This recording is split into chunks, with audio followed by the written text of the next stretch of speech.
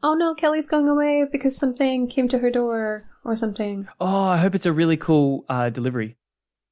No, no, it's a ghost. It's definitely a ghost. Kelly. Did a ghost come into your house? It just started raining really hard. Okay. Okay.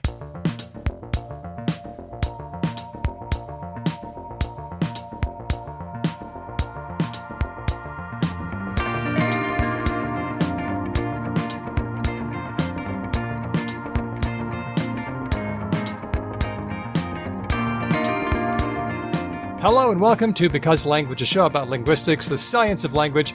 I'm Daniel Midgley. Let's meet the team. Hedvig, I'm going to borrow one of your questions because I saw that you were tweeting about this, so I want to use it. We have Hedvig Hurgard. Hedvig? Yes? Favorite kind of rock? Ooh, yes. So because, I think Ben, I'm a fan of N.K. Jemisin, I've been getting more into kinds of rocks. Mm-hmm. So I think obsidian.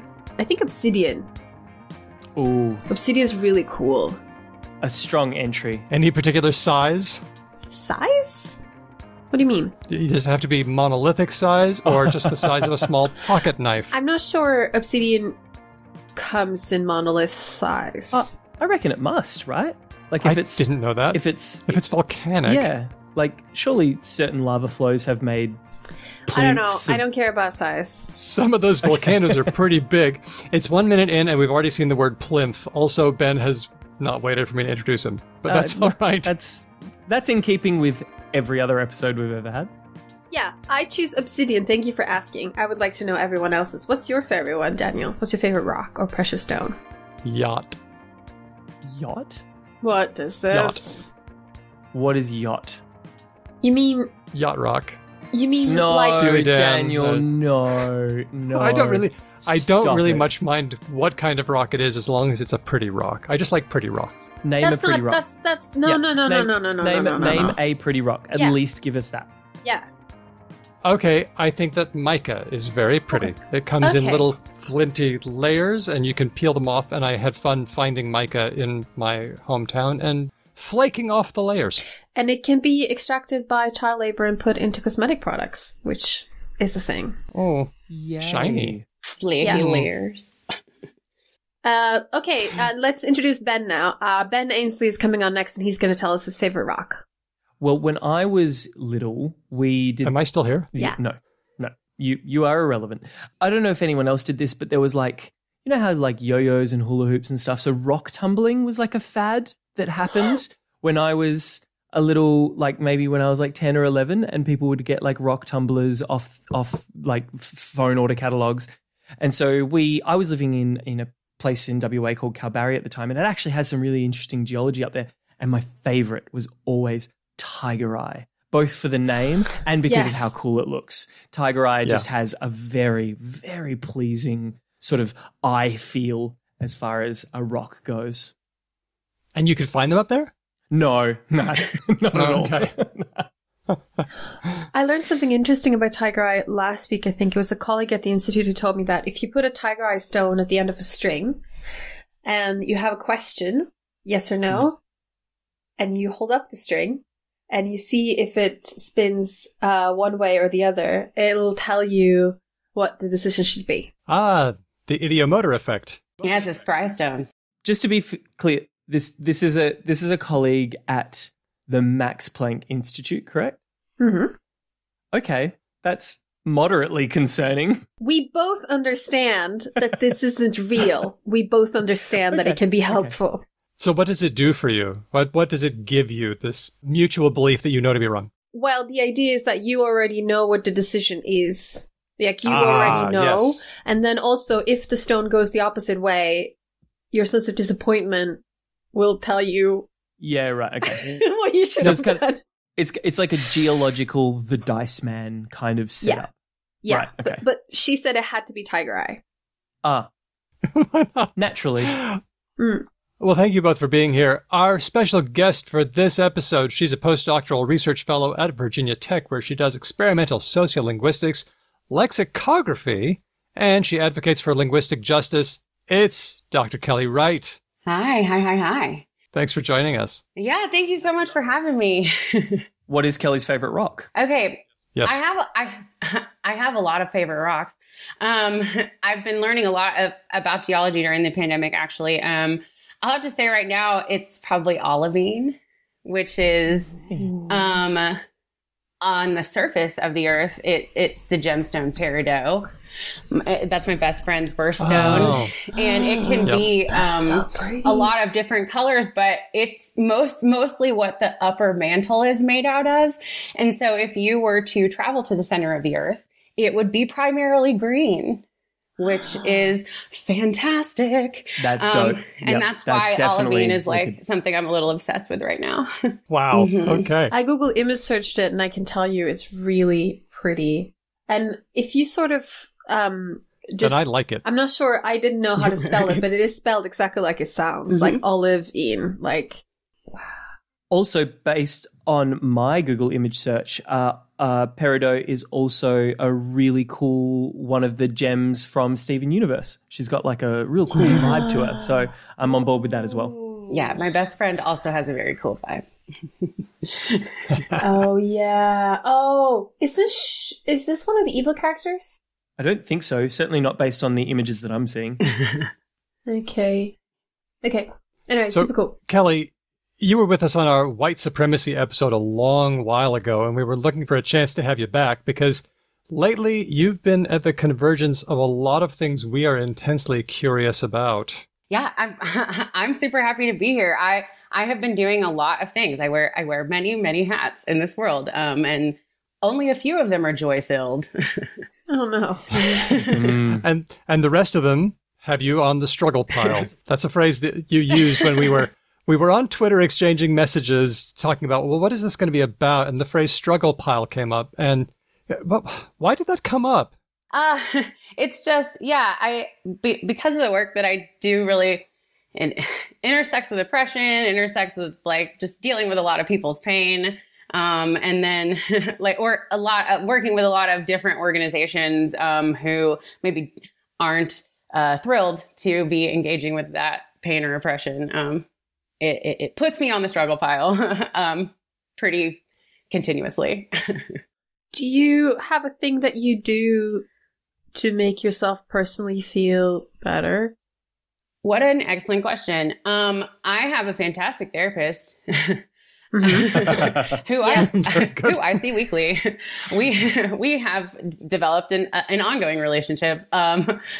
If I didn't have that, right, and great friends and a good network, I wouldn't be able to do the work that I do. And I tell people about it. I tell people about how taxing it is. Like when students, especially younger students, reach out and they're like, I'm so interested in doing what you do. And I'm like, cool. It's hard and not for reasons that have anything to do with academic achievement. Yeah. Ugh. But cool. But I'm glad you have a way of coping. I mean, I'm working on developing those means. It's, a lot of people get pushed out of the academy for a lot of reasons. And, it's difficult. Wow. We're getting like so dark so fast. Okay. I'm doing great. Y'all, I'm doing so great. Every time. It's okay. Existential ennui within like 4 minutes. No, but it's an important question. It's something that, does really matter to talk about. Yeah. Just the emotional labor that's involved is one thing that I think impresses me, but also worries me because you can give too much of yourself in ways that you shouldn't have to. Yeah. I imagine that makes up a pretty substantial inner conversation. So, words. Kelly, when you hang out with other people who sit at the sort of intersections that you sit at and who are also of an activist bent, I imagine that sort of occupies a lot of those conversations between like members of that tribe, right? Where you basically all go to each other and be like, so how do you stop from completely flaming out? Yeah, it is. I mean, this is what I mean about having like a good support network. There's like just these groups of people that, I've been around since the beginning. And a lot of them like are people of color who are going through this, and not all of them are necessarily in the advocacy space, but they are at least working in bodies or with topics that haven't been represented in my field. And so it's good to just be able to talk to folks and be like, hey, how do I get over this particular hump? Or, how do you manage like these competing, conflicts or demands on your time, or set boundaries in this space? A lot of times when we all actually end up getting together, and this is something I have been talking to students about too, of like, supportive networks don't manifest themselves. So, creating space for that really does matter. When we end up getting together, though, it ends up being for like reasons, so it's actually really hard to find the time pulling people together from multiple continents at different times to say, can we just talk about our feelings today instead of the work we have to do? So it becomes difficult. It has become difficult. But we do it when we can.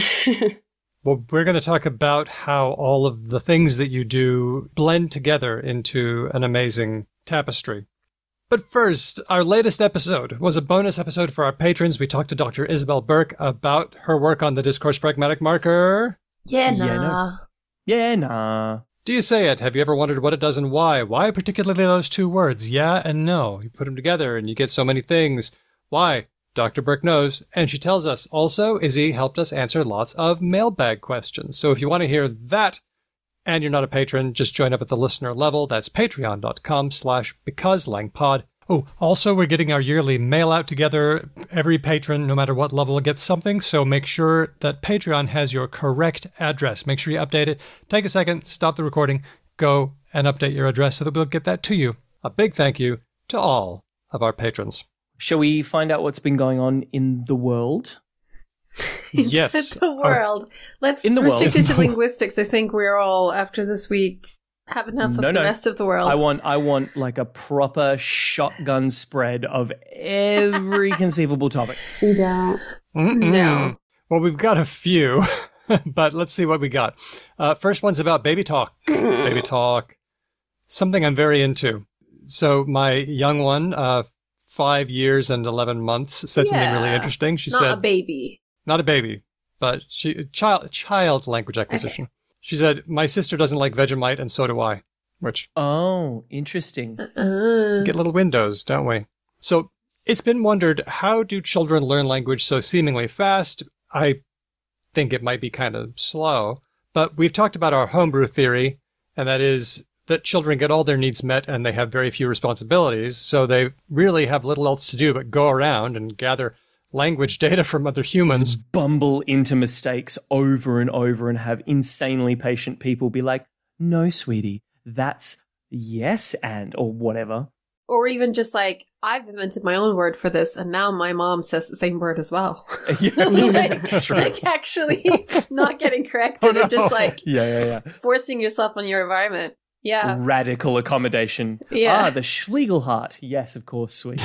Yeah. Children have incredibly patient interlocutors, except for my kids, who they get a patient dad every once in a while. But another idea as to how children acquire language is that people talk in a simplified way to children. This kind of language is sometimes called child-directed speech. Child-directed input, I feel like speech is just for spoken languages. I would like to call it child-directed input. Anyway. Fair enough. Mm-hmm. It's louder, it's slower, it's got lots of nouns, it's got an exaggerated intonational contour, the words are simple, it uses reduplication, blah, blah, blah, blah, blah. And the idea is that this child-directed language provides a simplified introduction to language so that they can grab onto something, start acquiring chunks of language, and start strapping them together. But the problem there is that every human learns a language regardless of what language it actually is. So the question arises, is child-directed language similar across different languages of the world? Mm-hmm. Okay. Good so far? Yeah, I'm following along. My inclination would be to say yes, like the simplification, that sort of thing. Mm-hmm. Let's see. This is work from Christopher Cox and a team from the University of York and Aarhus University.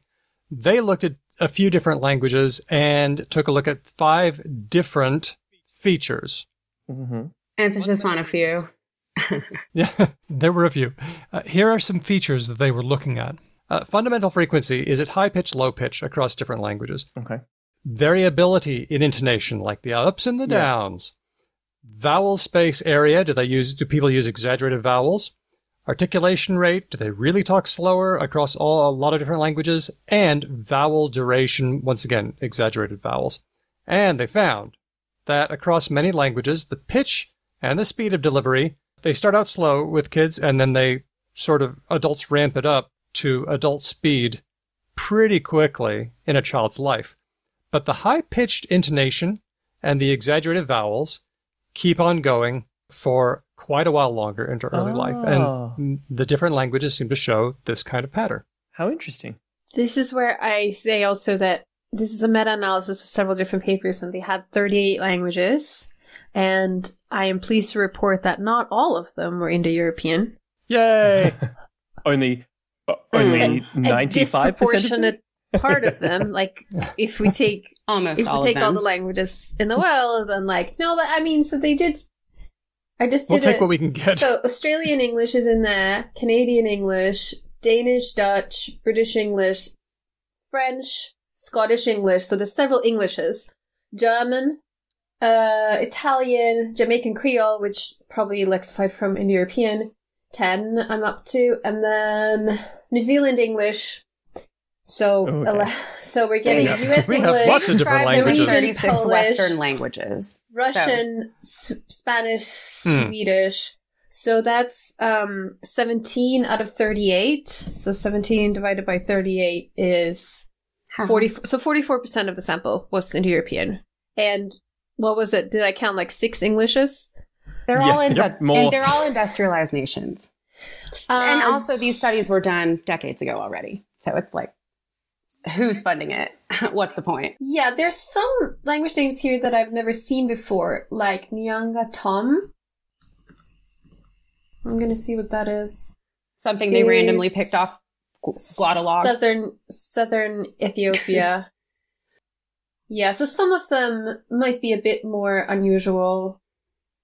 But yeah, I mean, they did a meta-study of the studies that exist. Right. Yep. Right? Mm-hmm. So the studies that exist are like this. That tells us something about what exists. Mm-hmm.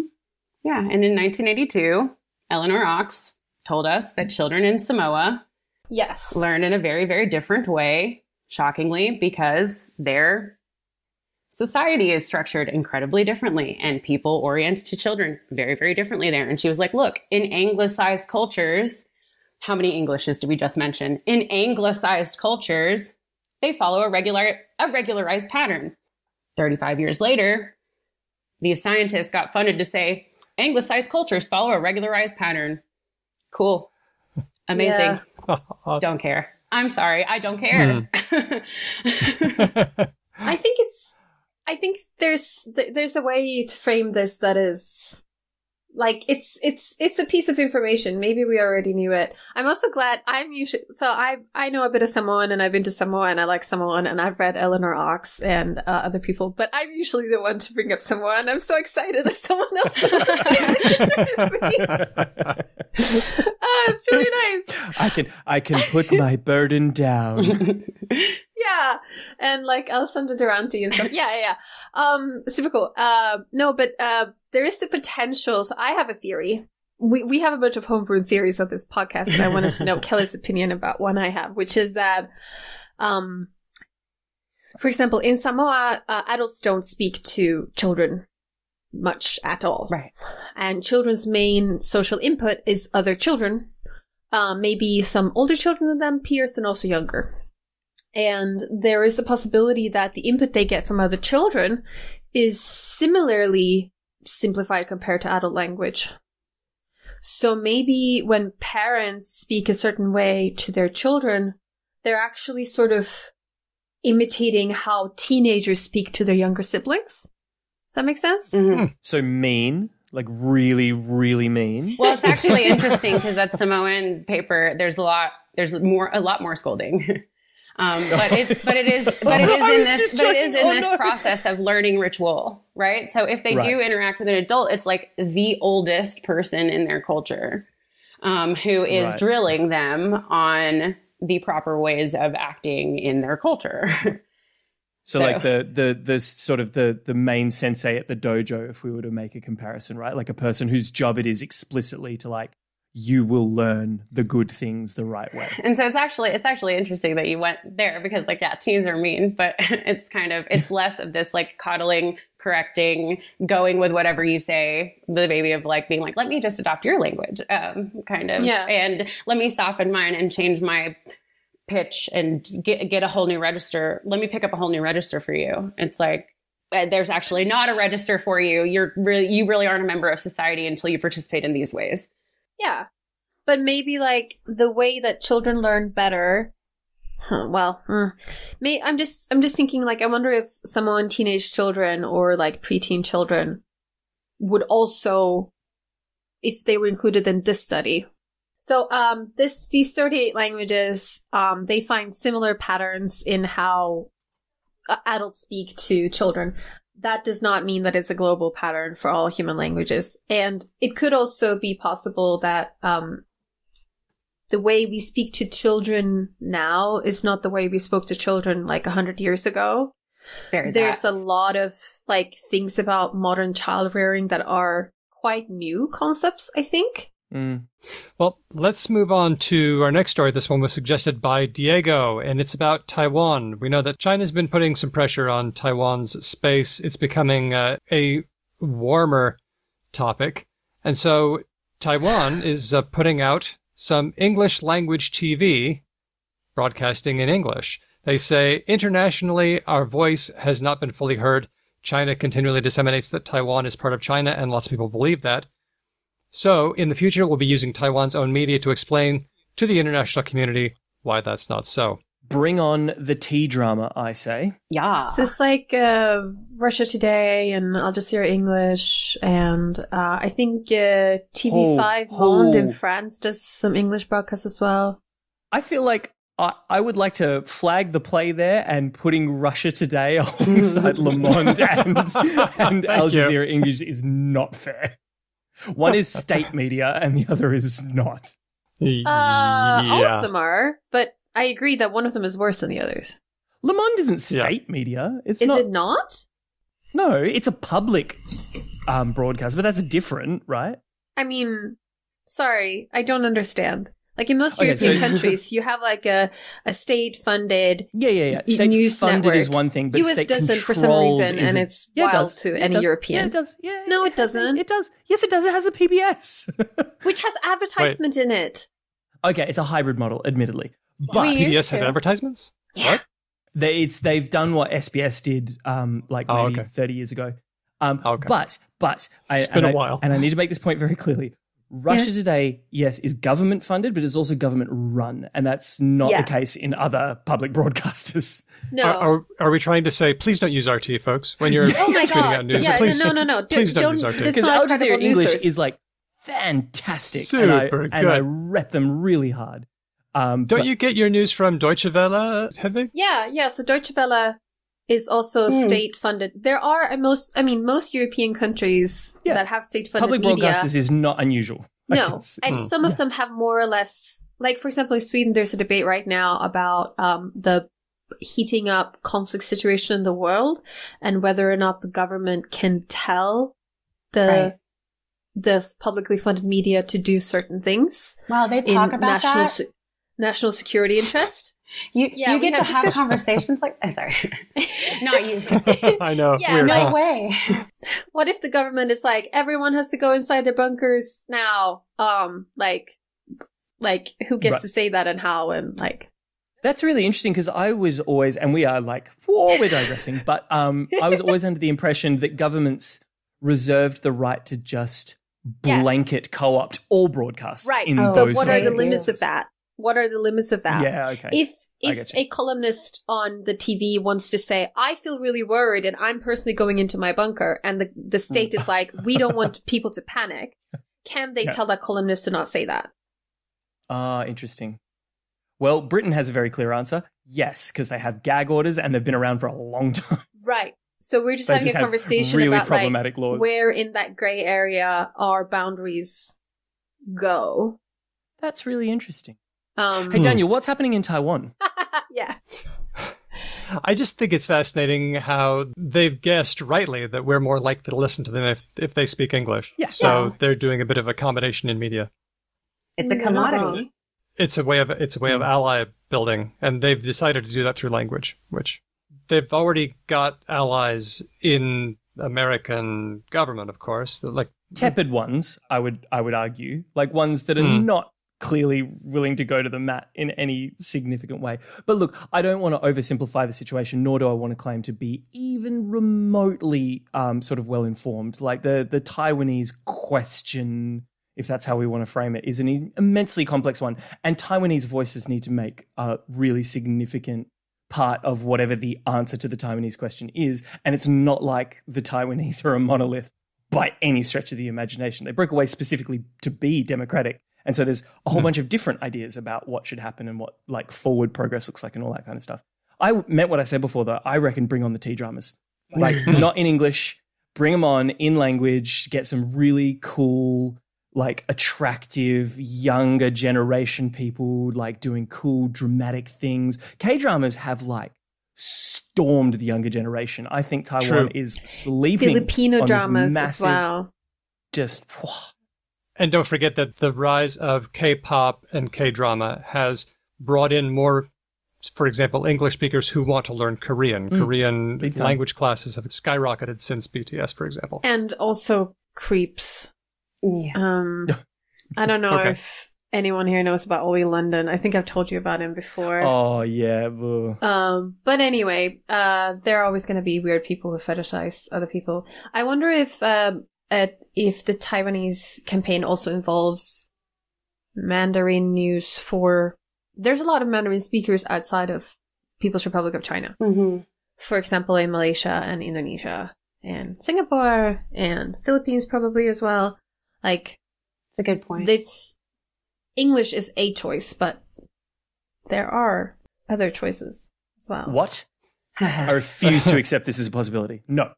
Daniel, and to your point of like getting their allies, getting their Western allies to pay attention, like English is the medium of choice. My first work in linguistics is on nationalism in Africa, in the Pan-African movement, and why those movements were conducted in English, why they necessarily had to be conducted in English, because the language itself is a tool of politics and diplomacy and war. And if you're going to become independent on the global stage, wresting that independence from a colonial power, which China absolutely is in this instance, has historically required employing the English language. Whether or not English was the English were part of your colonizing body, English needed to be involved in your independence movement. And so seeing Tsai Ing-wen the female president of Taiwan, put energy behind this, I think speaks to the Taiwanese commitment to their self-determination. One quick thing. Last year we had an episode called The Chinese Languages with two guests, Mei Xinwu and Yingting Ye, and we talked about differences between Cantonese and various languages in Taiwan and Mandarin and stuff. So if you want to know more about that, you can go to that episode. It's one of our most popular ones. Really? Yeah. Yes, it is. Statistically, it was one of the peak. Let's see. This story was suggested by Magistra Annie on our Discord, and this one's about recursion. Oh, no, not recursion. Why are we bringing up recursion, Daniel? Tell us. Well, recursion is the ability to embed things into other things. So, for example, I can, in English, embed a sentence inside the middle of another sentence. I can say, the monkey saw the man. That's one sentence. The man left. That's another sentence. But I can stick them together. I can embed them so that it now says the man the monkey saw left. And that's recursive because I've got a sentence inside a sentence, and I can do it over and over again. Okay, secretly, no, I can't, because if I try to do it 3 times, it gets weird. It gets the man, cookie. The monkey, the girl knew saw left. No, that doesn't work. Oh my God, Germans love that stuff. I was I was actually going to say, if you're not careful, you just end up accidentally writing infinite jest, I think, if you go too far down that like rabbit hole. Oh my God. Use them margins. Yeah. Now, the reason why recursion is a hot topic in linguistics is because Chomsky, Hauser, Fitch famously claimed that recursion is, they thought, the defining quality of human language, the thing that separates human language from animal communication. Dan Everett reckoned that Piraha didn't have it, and so that started the whole thing about, is it important or is it not? But this discussion is about some work from Dr. Diana Liao at the University of Tübingen in Germany. They were looking at center embedding, like the example that I just gave, the man the monkey saw left. And they tried it with humans. They previously had tried this test with gibbons, I believe, with primates. They would put up on a computer screen a bunch of brackets. Imagine this, curly brackets, left and right, straight brackets, left and right, all mixed up on a computer screen. Uh-huh. And what you have to learn to do is embed them. And if I was embedding them, what I would do is I would say, left hand, I don't know, parenthesis. Left hand curly bracket, right hand curly bracket, right hand parenthesis. So the ones that go together are on the outside, and the ones that go together, the other pair, are on the inside. It's recursive. I have embedded that set of brackets into the other set of brackets. That's the test. And they actually gave the crows, them visual stimuli of the brackets. Mm-hmm. And they're we haven't mentioned them. crows yet. We haven't mentioned the crows yet. First they did it with monkeys. First they did it with monkeys and babies. And people, adults. Yes, it was adults. Gave them verbal feedback if they got it right for humans, and gave them some juice. Some snackies. If they were the primates. Little snackies. I wish that we also got snackies. Why couldn't it be balanced? But okay. I was just thinking the same thing. Juice. Give me some apple juice. I'm anyone's. Little Capri Sun. Okay. Oh my God, yes. Continue. I was brought up in the States. There's no Capri Sun here, and it kills me. It's like I miss my fruit simulacrum fluid. It's got to be the best part about having kids is like, ooh, terrible food. Okay. I'm going to drink the rest of your juice box. Where'd my juice box go? What's that thing called? When I lived in Canada for a little bit, I would always buy, I think it was called Tang. Oh, Tang. Yep. Which is like not allowed to be called a fruit juice, really. No, made for no. It's an orange flavored drink. Yes. It is an orange flavored drink. I think it's a fungus. It says that on the box. Yeah. Yes. It's drink. No, I loved it. Drink. I lived on Tang, dumplings, and Reese's peanut butter cup. Can we get back to the brackets? Oh, yeah, fine. Okay. Both the humans and the primates did a pretty good job, although the primates needed more trials when they got off of the list that they were trained on and got into like having to tap a new set of brackets. So pretty good, monkeys. Not too bad. Now it's time to start with the crows. And guess what? Crows did pretty good as well. They didn't need the extra training that the monkeys needed. They were clever critters because corvids, no slouches in the intellectual department. Corvids, good with beaks. Sorry. They sure are. So the takeaway from this is meant to be that crows can do recursion. Wow. Can they were able though? to center in bed. Can they? Is that where we've arrived? Because I always feel like whenever we do an animal language story, my job is to let you say a bunch of stuff and then basically be like, which I did, and then basically go, righto, linguists, bullshit. Like, I want to take you to a linguistics conference and they'll present work like this, and now we have a question. First up is Ben, and you say, "Oh, can they though? Fucking really? Are you sure? Really? They need that. We need that. Please. No, but please, really? Please. I'm also for that. I have a question. There's a couple of things. First of all, is recursion really what is so cool about human language? I'm not convinced. Yeah. Okay. So, like, fundamental flaw number one. Please don't make the Everett people angry. Like, I'm not sure. I think we do cooler stuff that has to do with like our like social dynamics and like empathy and theory of mind and like being able to like collaborative and like put our needs. Yeah. Yeah. I mean, of course, it's Chomsky saying that the one unique thing to language is something syntactic, because that's his thing. But as we've said, if you're looking for what's special about language and you're looking in the syntax box, it's possible that you're looking in the wrong box, even though syntax is very cool. Like a lot of other social species are not as helpful as we are. Like we're insanely helpful to each other. And that's even factoring in that we like make war against each other. So like, Okay. Like all the murder and stuff, like still, yeah. Yeah, like still, we're insanely helpful. Murder, yes, and we can have that conversation, We help but them still. right up until we kill them. I do agree. And then like maybe, and then there's the Ben's question, which is like, is this task testing what they say they're testing? I don't know. I'm looking at some of the stimuli here, and it is literally what Daniel described. Like, Right. it's a bunch of images with brackets. I'm amazed that like Tap, tap, tap, tap. Well, and some critics are saying, oh, well, they're just learning that those things go on the outside. Like and those a things go on pattern the outside. recognition thing, right? Like the videos of like babies reading the words on the ground, or like a border collie, like knowing grammar and all that kind of stuff, where it's just like, what turns out creatures really want food, like a real bad. And they will figure out lots of ways to get food. Me too. Okay, but that's what we want to know, if they can figure it out. It looks like they can. there's a bunch of stuff animals seem to be able to do when humans put like a capercent on the other end, but they don't do it naturally themselves to each other, right? So like, is it interesting if they can figure it out, if they're super motivated and there's a human there prodding them, if they never do that behavior? Like, if there was like some observational study where there was some sort of also, I should maybe stop saying like, this is kind of a cool study. It is kind of neat. Like, I don't want to be too cynical. Also, we might be hiring a crow cognition person later in our department, so I should. Really? I don't know, maybe, yeah.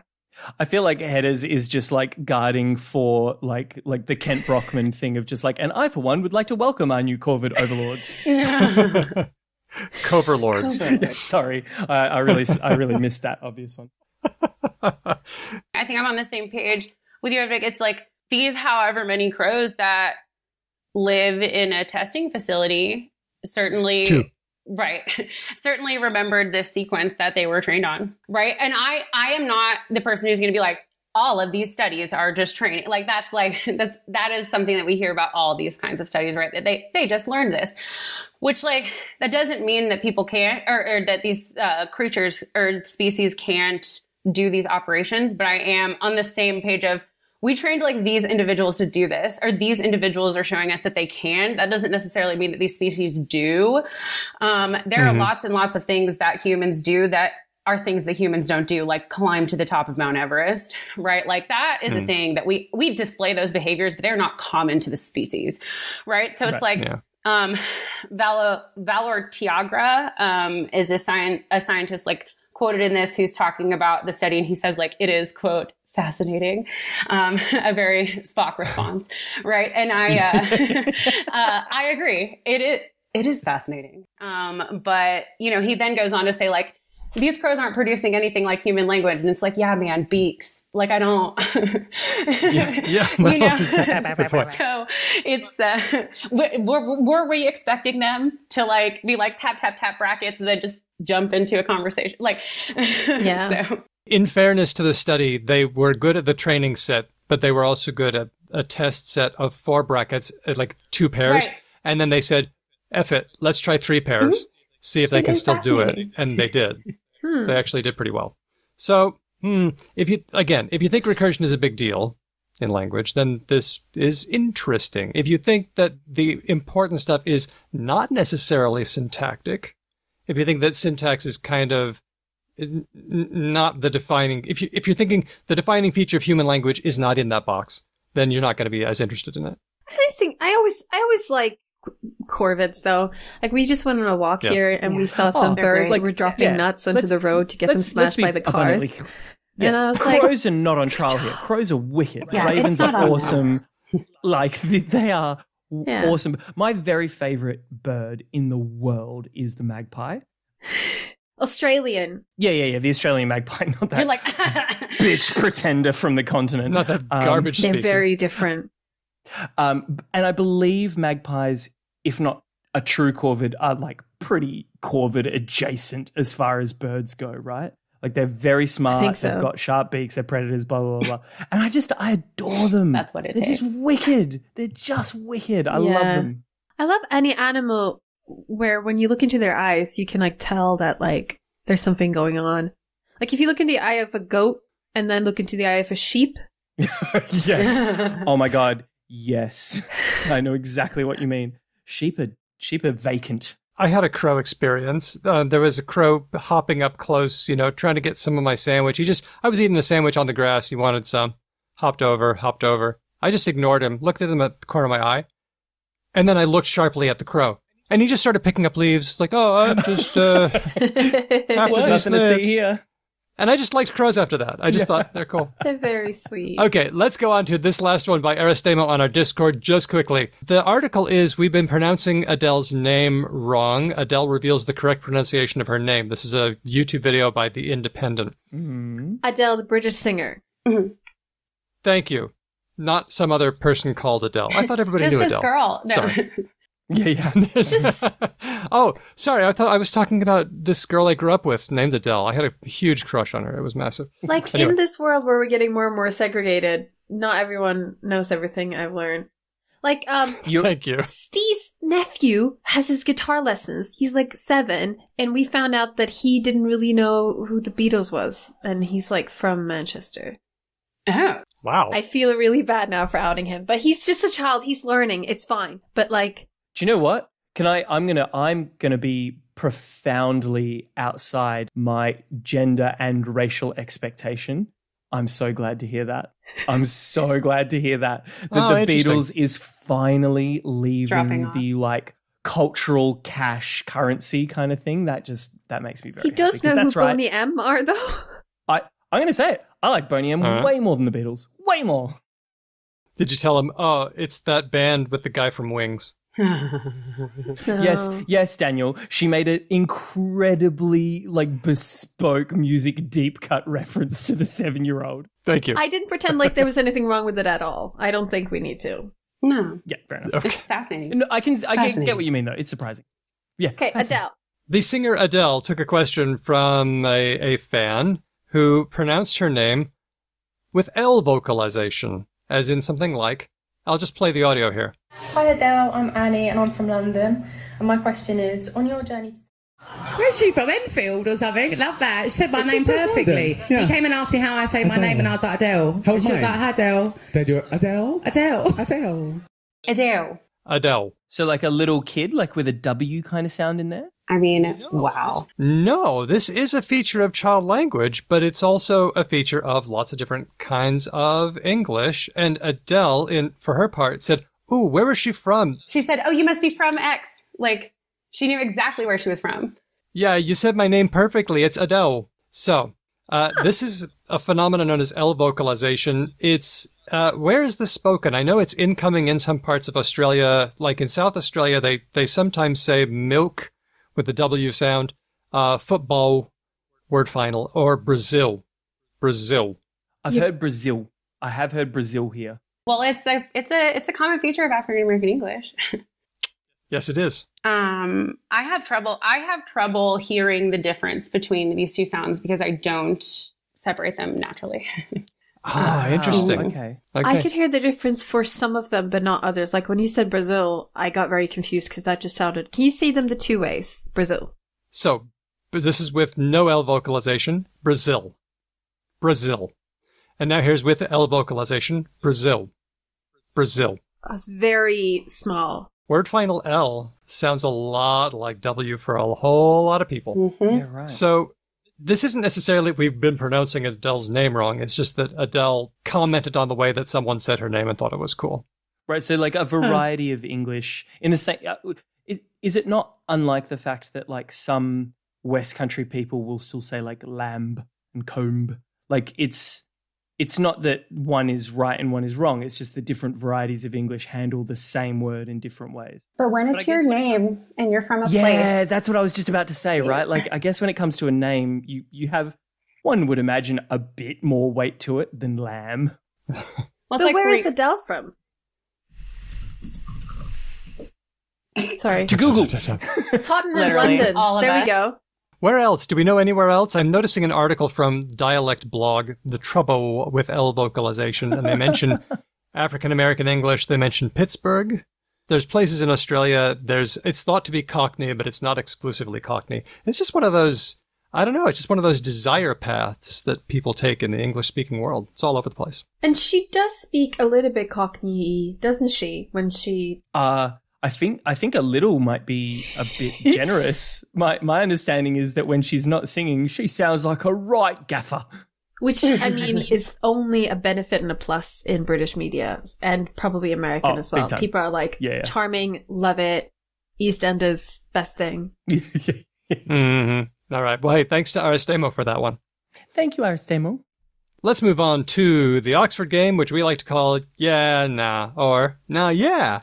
In this game, I give you 2 words, and you have to figure out whether they are related or whether the similarity between them is merely coincidental. The answers will come from our sponsor, the Oxford English Dictionary, the definitive record of the English language. Game on. Right. You two are both doing pretty well. You blitzed last week's one. I'm wondering how Kelly's going to do on this one. Almost certainly better than us. That's okay. My guess.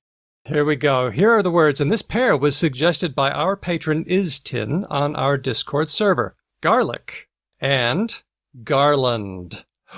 Ooh. Because, as all of us vampire hunters know, when you're toting your garlic around, the easiest way to keep those cloves at the ready is to string them into a lovely garland shape hanging around your neck. And then when you need them, boom. I like that. Boom. So, what do you reckon? Kelly, you want to go first? No. Nope. Hedvig, I'm looking at you. Oh, I am loving the confident no just then. That was I love a confident no. If I could bottle that and just show it to people, be like, this is what a comfortable boundary looks like, everyone. just calmly established. I think we found our new GIF for this episode. No. Okay, I'll take a stab. Okay. I think that garlic and garland are different. I think they come from a different root, and my logic is this. From what limited understanding I have about food, my understanding is that Britain, until relatively recently, terrible. If we think boiling everything now is bad, right? Like prior to colonialism and like spices coming in and all that kind of stuff, like neeps and Swedes were the predominant fucking carbs for Brits for like a good several millennia.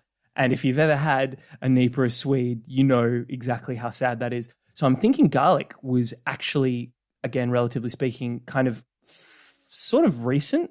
And I reckon garland, as like a ceremonial thing, probably has a slightly older root in English than garlic has.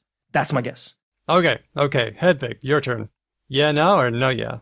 I also think that garlic as a concept in North European cooking is comparatively recent. I don't think it's a new world food. I think it occurs in Asia and maybe around the Mediterranean. I don't think it's something that came over from the Americas. I don't think, but I might be wrong. But in all the languages I know, garlic has very unrelated words. So like English garlic, really? Swedish white onion, vitlök, German Knoblauch, which is like nub onion, I think. And in French, I. And then those are the ones I can think of right now. And so that tells me that they're not super old. That said, you guys say Swede for something that everyone else says something else for, and that's super old. So not, but like generally cabbage, onion, and those kind of vegetables are fairly similar. Often English is the odd one out. So I think it's recent, and I know that when you store garlic a long time, you braid them into a thing. Right. That's what I was thinking. And I think that's related to the garland. Yeah, and Kelly. Yeah. Kelly's next. Kelly, your answer. Okay, so I wanted to check about it. I do not think they're related.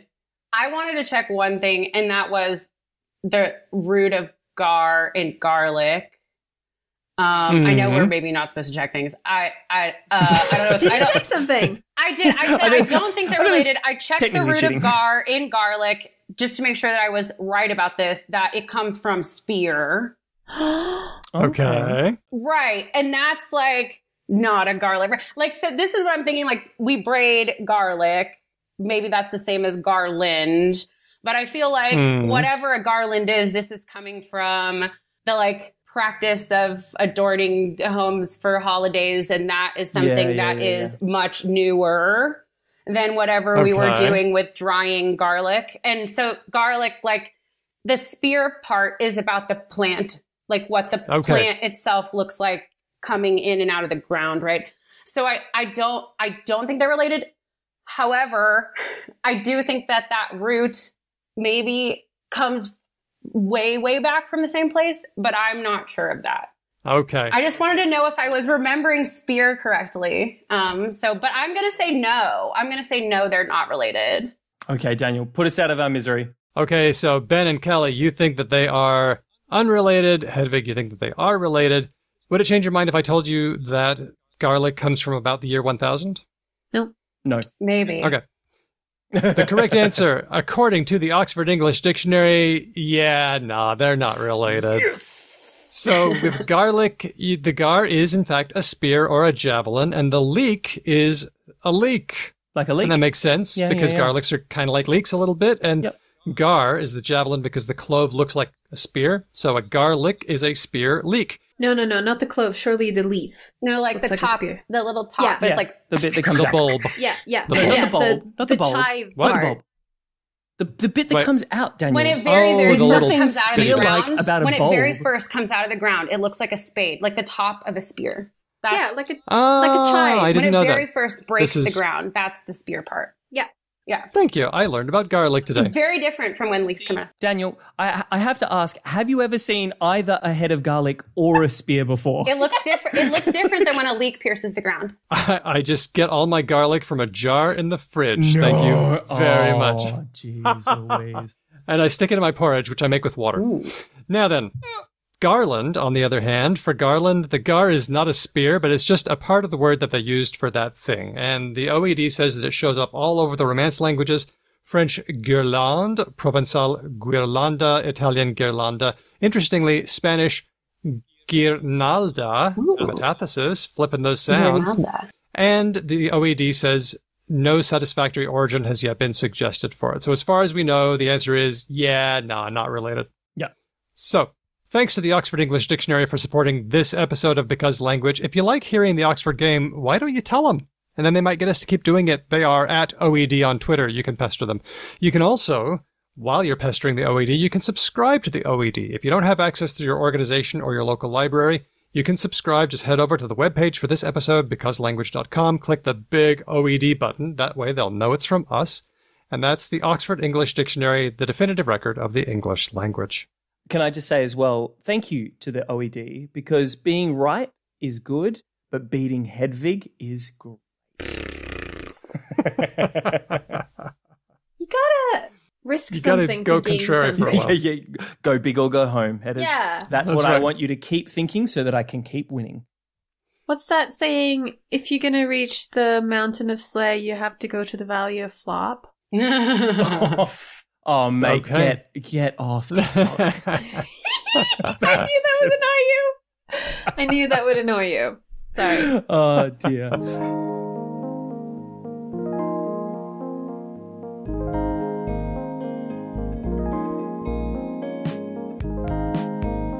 We're talking with Dr. Kelly Wright about her work in linguistics, and it touches a lot of different areas. Kelly, where do you want to start? I've noticed that you've been working, we just did the Oxford game.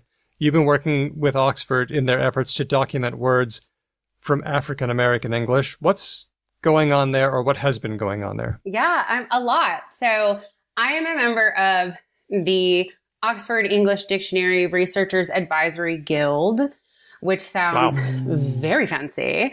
Sounds so D&D. I love it. That's super Oxford. It is. It's very Oxford. I love it though. It's actually really cool. It is like an invitation only space, but it's nice because you get to be there, and people who work for the dictionary post questions to this area where experts can comment on them. So they say things like, oh, we got this submission and we're not really sure about how to classify it, or we need like some more citations to support this. You know, do you have language consultants, or do you know, communities we might want to go into to support like what one person has submitted, which is really nice. So most of what I am able to comment on as myself as an expert in that space, because a lot of things like come through, right, where they're just saying who can help, which is really nice. They have this Varieties of English page, and it is entirely open access, which is really wonderful that the Oxford folks have done this, have made it public facing. Anyone can come to this page and search their own variety of English. So you could look up Hindi English, or, Indian English or Chinese English, these things that can get more fine grained. And if your variety isn't there, you can say, hey, my variety isn't here, so there should be a page for it. You can go to a page and you can upload examples of your own language use. You can do that in any modality. So you could do a video. If you were a signer, you could sign Black, sign language, right? You could sign, or you can just speak it. You can say, this word is used in my language and here's how you pronounce it. And it actually goes back to the earliest traditions of the Oxford English Dictionary, which they crowdsourced all of their material. People would send in lexical items on like slips of paper, and they would go to the dictionary. And that's how they got like their 1, 2, 3 senses of a word, right? The more reportings that they got of a particular usage, that would be the top sense of it, that they had like dated back farthest.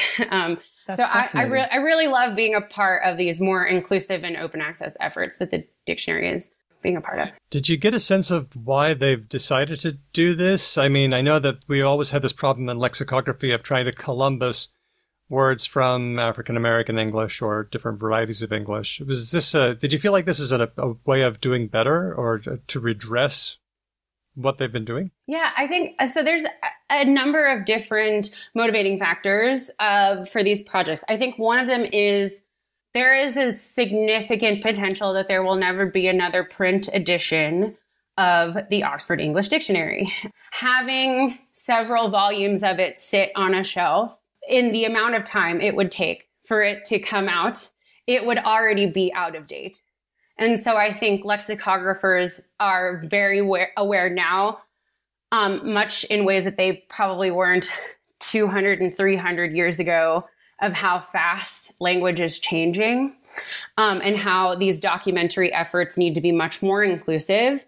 And so I think as their efforts move entirely digital out of necessity for just being able to capture the language as it is moving, if for no other reason, right, is that these pages help them to say, what do we need to cover, right? And how do we represent these origins in a more inclusive way? Because the traditional sources that they have reached to, things that have already been published, or varieties of English or other languages, right, or other usages that are covered in print journalism or in the media or scripted media, just don't represent the way that language is being used on the ground, and they just don't represent these word histories accurately. And so I think that there has been a move for, honestly, about 150 years now for the dictionary to be more inclusive of these communities who are innovating on the ground. That far back, you reckon? Oh, yes, I do. It's really important that an institution like the Oxford English Dictionary recognizes their power in this space, because a lot of people don't believe that something exists unless it exists in the OED, which, linguists and other people might not always think is true. But I think if you ask any random English speaker, they would say, oh, that's not a real word. It's not in the OED. So it means that they have a lot of power, whether they want to or not. Like, a lot of people we've met throughout this show that work on dictionaries don't want that power. Like, they're like, no, we don't want this. But, sometimes you have power that you don't want. And to handle that responsibly, it makes sense. I was wondering if you could speak a little bit more, if you knew anything more about what you said about sign language, because so Oxford English Dictionary is about English, but like British Sign and American Sign Language and Afro-American Sign Language are not all English. Indeed.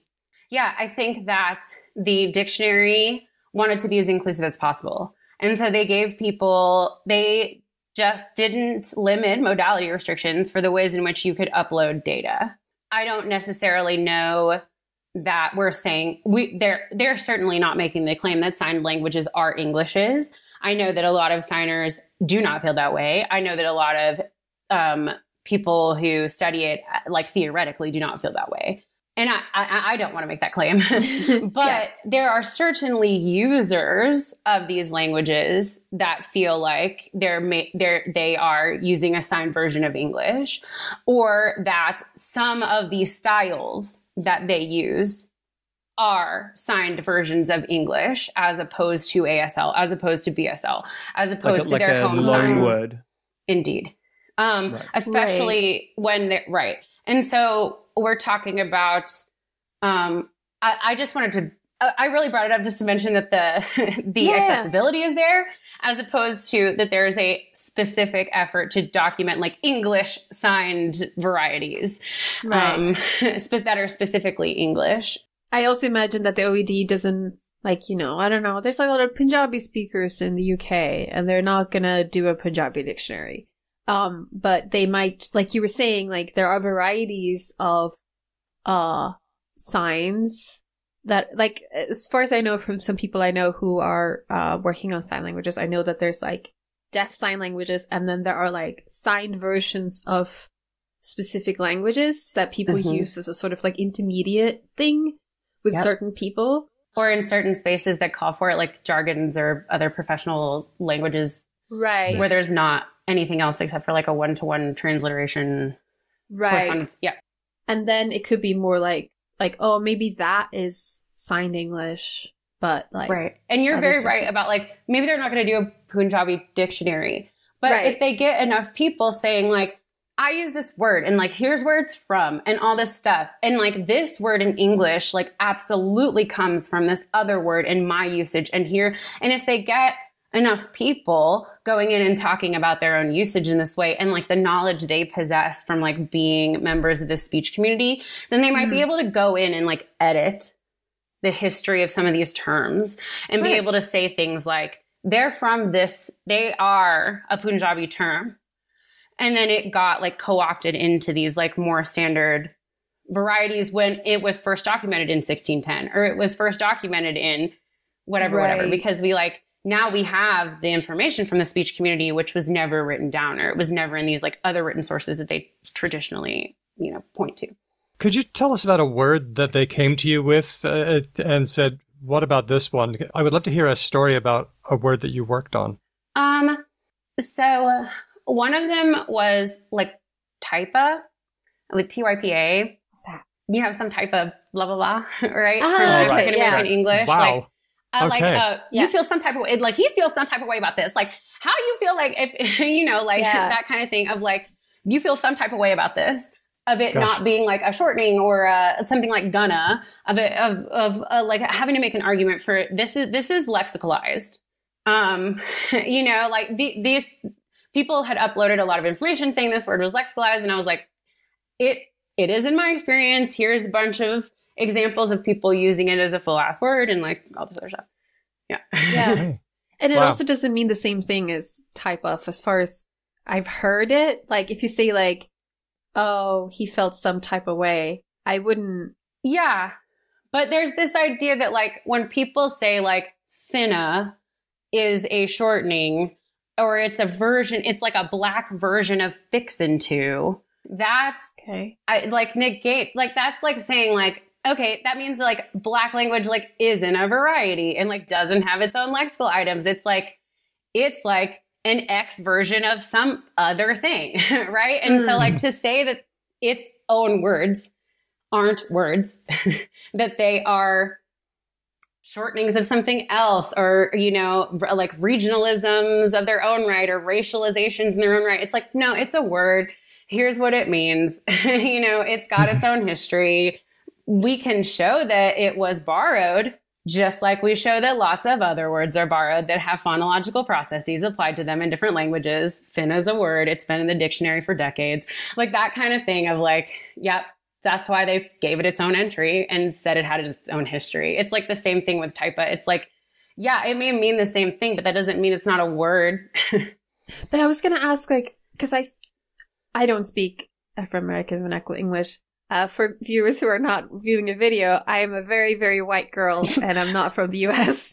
So whatever I know about Afro-American vernacular English is through like hanging out on the internet and watching shows and speaking to friends, right? It's not my native variety at all. But I had thought that there was a semantic distinction as well, but I don't know the exact boundaries of it. Oh, that's, I guess, the difference of like, is it a word? Does it mean the same thing versus like, is it always used in the same semantic space? I think are maybe like two different questions. But meaning capital M, little m, maybe different questions. I don't know. In a sense that we would like write a definition for it versus how do people employ this in the world are maybe two different questions. Oh, that's where like some people I know like to talk about meaning versus use. But like if you say he feels some type of way about it.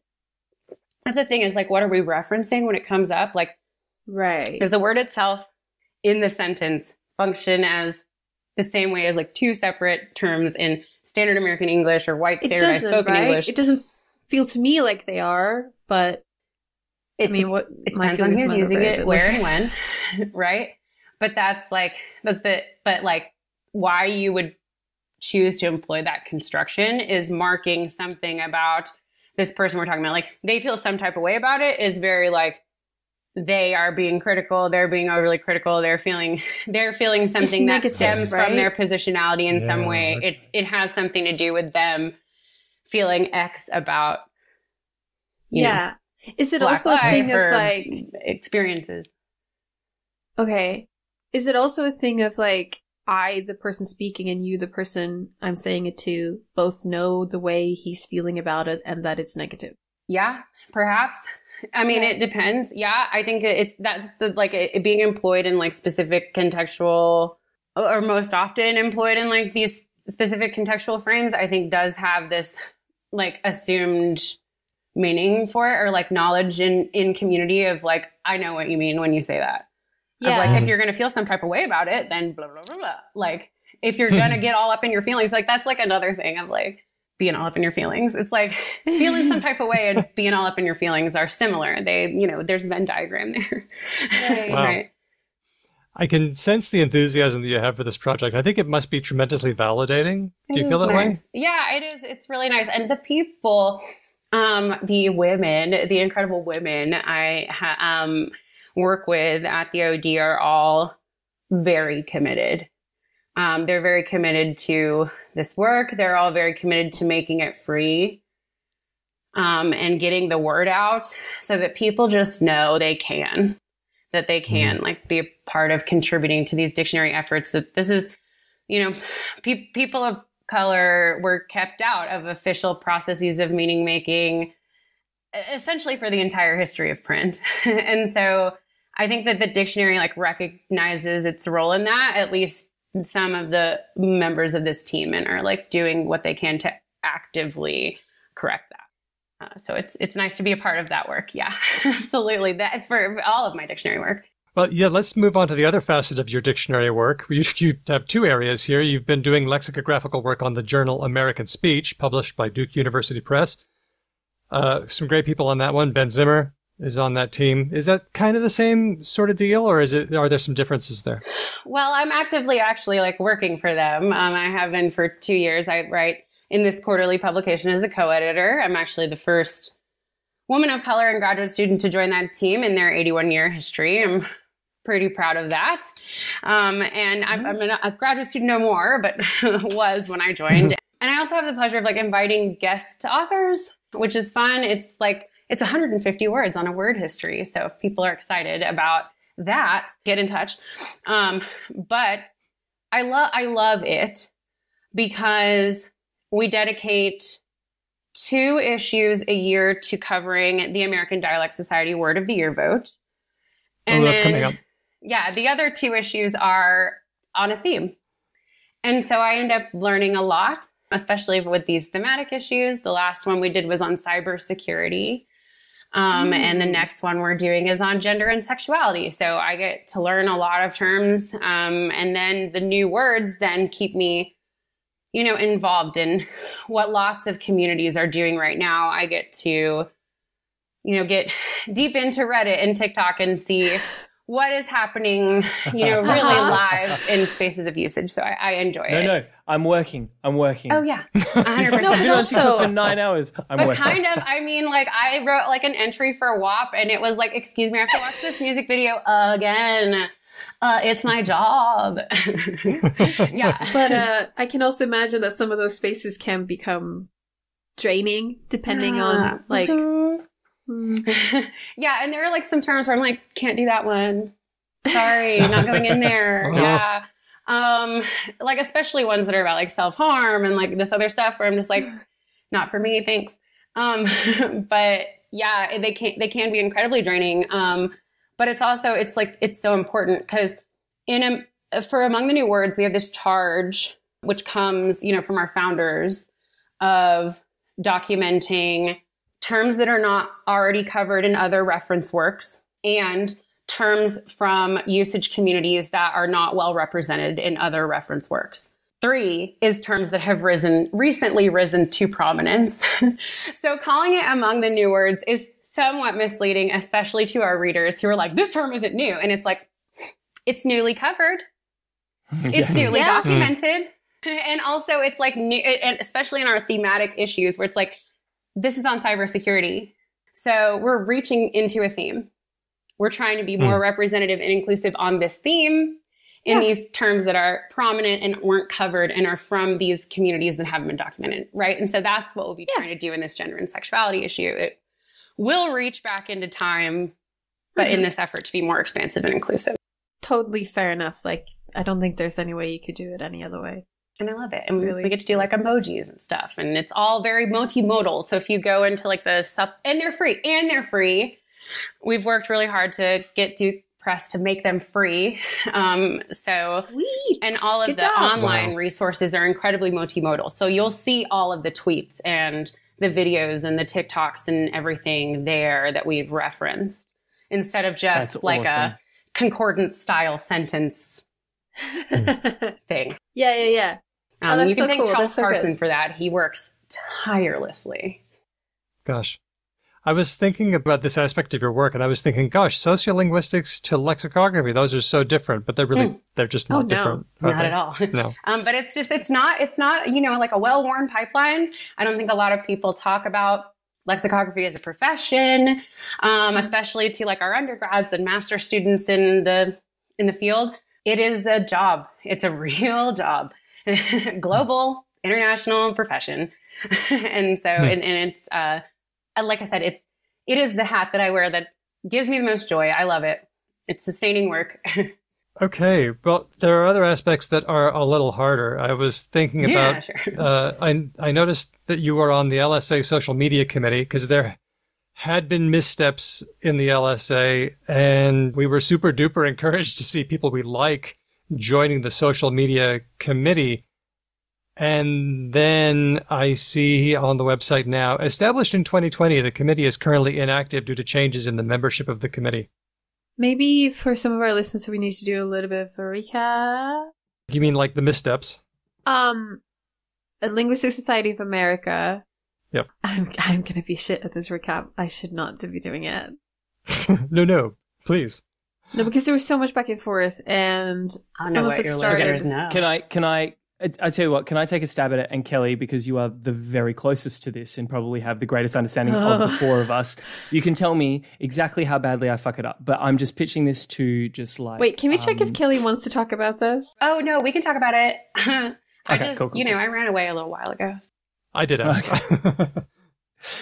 So, as has happened many a time to many an institution over the last 15, 20 years, the Linguistic Society of America ballsed up I can't actually specifically recall how they ballsed up right in this moment, but then they doubled down and it all went fucking pear-shaped. And then as a way to redress that fuck up, and again, it is a fuck up. I'm not trying to minimize the fuck up, but what I'm trying to say is if you've followed the sorts of stories where a large institution has like goofed real bad and then tried to fix it by like appointing a committee of people to be like, oh, we're going to do better at the thing that we fucked up. This is broadly speaking the contour of this story as well. And I believe, Kelly, that's sort of where you came in the sense that you were part of that panel that they convened to try and fix the fucked up processes that had led to the fuck up in the first place.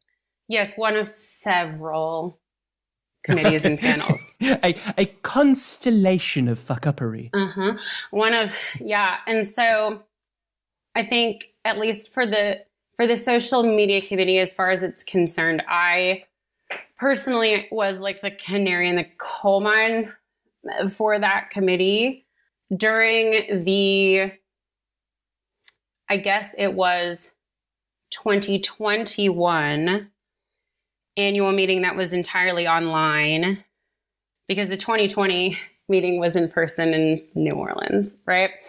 So this was the one after that. It was a colossal failure, right? It was a colossal failure of accessibility, all of these things. And yeah, it's just we had a very specific charge, the social media committee, right? Of how the ways in which we were allowed to respond to feedback from the internet or email or wherever from social media. And there was this unfolding crisis happening and people were saying things and we just like weren't getting any response from the people who were supposed to be like taking our flagging of important things very seriously. And so because they were, the issues were so egregious, I felt like I had to step away because I didn't want my name associated with their efforts, to them be holding me up and saying, this person is making sure we're doing good things. And I was like, I am not, because they aren't listening to me in any way. And so I am present. Good things are not happening. Yeah. And I was giving a lot of time I was giving, a lot of time to monitoring things as they were coming and no one was, listening to those efforts. So it was like, I certainly am connected and have these expertise and like a positionality to be able to tell you when things are an issue. And it was my market year and I was finishing my dissertation. So I needed every ounce of energy I could get and they weren't going to get any more of mine. But I will say that, President John Baugh is currently president or will be through January and has had one hell of a year in attempting to just do as much. And it's actually quite sad for me because he's a scholar who's really inspired me and my work and a lot of other people for generations. And for him to have had this year be his year of presidency is actually quite depressing for a lot of us because he certainly had initiatives that he was never able to enact because he was just trying to undo this Gordian knot anyway. Wow. Yeah. God, it sounds so rough. It is. And I think it was a very smart move for you personally to choose to not give that energy at a time. Like you have to be able to finish your dissertation. Like and that just is like very stand important. up. Just yeah. And, but even putting, not that I'm saying you should put your own stuff aside, but if we were to temporarily shelve the personal aspect of it, just being pulled in to do a thing and then no one allowing you to do the thing. I was like, I can't do what you asked. It was hard. And then now, the committee doesn't exist anymore. So since I left, it seems like all of the other members made a very similar decision that it was not being well managed. And so it couldn't continue to form as a body. What were the kind of issues that were coming to the social media committee?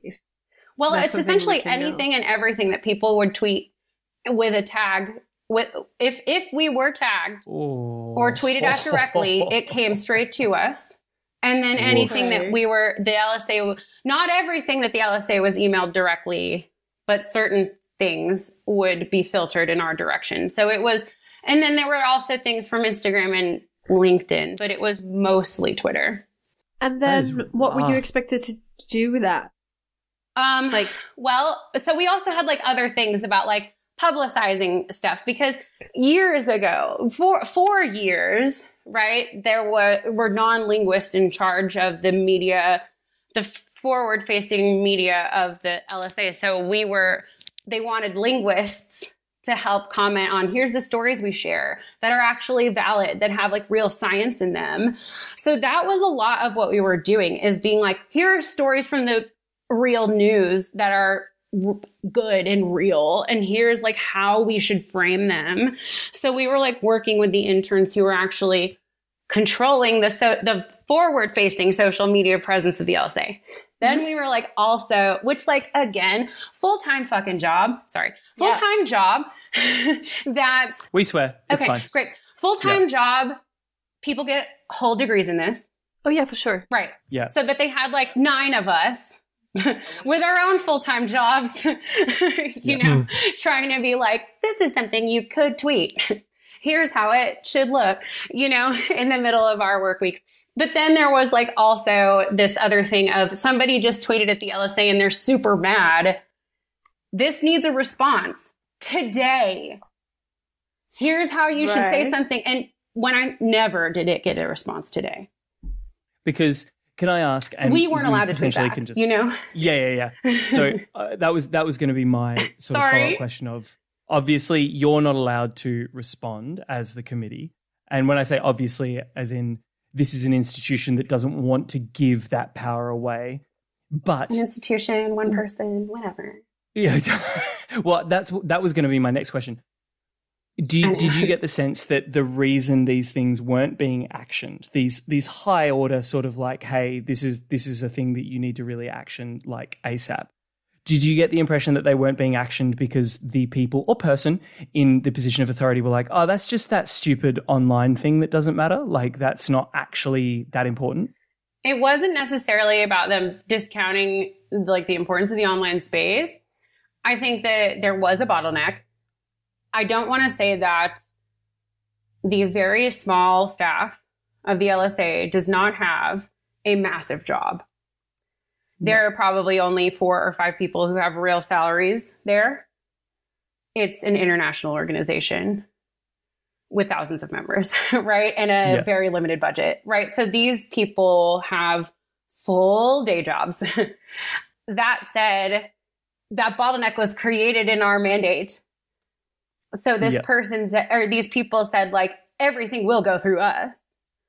And our committee was created with this charge of, we are not responding quickly enough to these issues. And that's why everybody hates us. That's why people are leaving in droves. Is that? That's why you cannot get people to buy memberships, pay registration fees, get the freaking journal. Do you know what I mean? Like, which is like, that is what they care about social media for. Raising money, getting clicks. And it's not the worst thing, because if they don't do that, then they cannot fulfill their mission of supporting us as a research organization, which we desperately need, especially when free speech is under attack. Okay. So like it does matter. It like really matters that we get that money. It matters that that's what they value, right? They have to get it somewhere. and when they get it from these veins that are like our passive engagement, we don't actively have to pay them. That's really helpful for the organization. But they don't think about it also in this way where people can tell you, like, give you feedback on how you are existing as an organization. Mm-hmm. And so they're like, well, are all these people members? And I'm like, who cares? Yeah. Not the important question. Can I ask something here as, like, so I'm not American and I'm European. And in Europe, we have something called SLE, which is Societas Linguistica Europea, which is a Latin name for the Linguistic Society of Europe. And in Australia, there's the ALS, Australian Linguistic Society. And they have quite, I would call, minimal approaches compared to the LSA. Like, they organize a conference. They organize the proceedings of the conference. Yeah. And There's like, I think there's a mailing list you can sign up to like know what's happening. Mm-hmm. I think I'm on the ALS one. So like I get like, you know, the ALS, there's a call for workshop coming out, and you like, and in my academic world, the SLE and the ALS are a bit similar to like other conferences that are regularly organized, like the Historical Linguistics Conference or the Linguistic Typology Conference or New Ways of Analyzing Variation Conference. Like they're all to me like conferences, and they are analyzed, and these two have a focus on a region like Australia and Europe. But other than that, they don't play like a big part in my academic life as a European academic. Whereas the LSA is a bit of a different beast. Indeed. First of all, like you said, there are international members. So it is the Linguistic Society of America, but I know people in Europe and Australia that are members and care about it and follow it. It hosts one of the most prestigious journals in linguistics, the journal Language, which like is a really big deal. It's a really big deal, and which also presumes to cover topics that don't have anything to do with linguistics in Americas per se. Like if someone wrote a lot of the time, not. Yeah, so if someone wrote an article to Language that had nothing to do with Indigenous languages of America or American English or anything like that, you know, just because it's language. Sorry, I was the editor of Language, or the editor's assistant of Language for 3 years. So yeah, it's right. So it's a very different. It's almost, as a European, it's a little bit annoying because it's like, hey, you guys are the Linguistic Society of America, and you claim to publish the Journal of Linguistics. The record of linguistics. Yeah. Maybe, you know, I don't know. Yeah. So what I'm hearing Hedvig articulate is that we need to create another body, another guild, a global linguistic thing. Well, I mean, yeah, I'm that's like, that's yeah, we run the North American Research Network in historical sociolinguistics very much in the same way of, you know, we have an annual meeting, we put our proceedings online, and we don't charge anybody fees, and it works pretty well for our international audience. But yeah. I wanted to ask you, just on a slightly more encouraging note, about your work on meta-language. Oh, and yes, how thank you. Get us away from this topic. This is from your, it's just rough. And that's the struggle pile. So now we're climbing off the struggle pile for a second. Oh, this is part of the struggle pile, but yeah, go ahead. Okay. So meta-language, we talked about this before, you and I understand from my work in education that meta-language is your knowledge about language. I know what nouns and verbs are, and that's my meta-language understanding. But you did research on how people understood their knowledge of language, or how people viewed their own knowledge of language. Mm-hmm. What was going on there? Well, a lot. So my dissertation is on perceptions of Black professionalism. And those perceptions come from the community of Black professionals, as well as the wider public itself. So I define metalinguistic awareness as something that encompasses what a language user knows about the relation of social factors like age, gender, and race to linguistic usage, distribution, meaning, or context of occurrence variance, which is essentially everything, right? It's like, it's usage. Yeah. It's like what you know about domains of usage in relation to your usage. And so this dissertation tracks the ways in which 17 Black professionals from Detroit use their language in general through their careers, but also in their lives, the ways in which they came to know the different styles they possess, how they categorize them for themselves, the words that they use to describe them, how they view them, like what is present in one that isn't in the other, and the domains of usage they occur in, and then similar experiences between them. So, how, like, do you experience tone policing? When do you feel like you use a whiter voice to stay safe? Things like this, these very similar questions. So I developed a new method of sociolinguistic interview to do these, to elicit these metalinguistic observations. And then there's an experiment that pulls variables from these observations. So in the sociolinguistic interview, I'm not analyzing speech production, which is a major deviation from the goals of previous interview. I am very interested in what these people say, not how they say it, not how their language is organized. I am not listening to you. I am listening to you, right? And so I am very interested in what people have to say in these patterns of observation of usage, of their usage. So the variables that I'm testing in the experiment are things that people told me that they avoid, of these patterns of self-censorship in professional spaces, of parts of their language that they hold back when they feel like they have to be accepted in their jobs. And so we tested these variables to see how people feel about them. That study is not special in its methodology, but it is special in the fact that it uses only Black speech.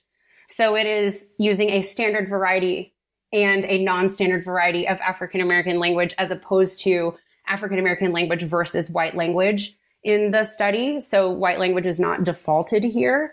And what we find is that almost every listener, no matter what their demographics, out of 300 people, almost every listener prefers the more standard productions in all environments.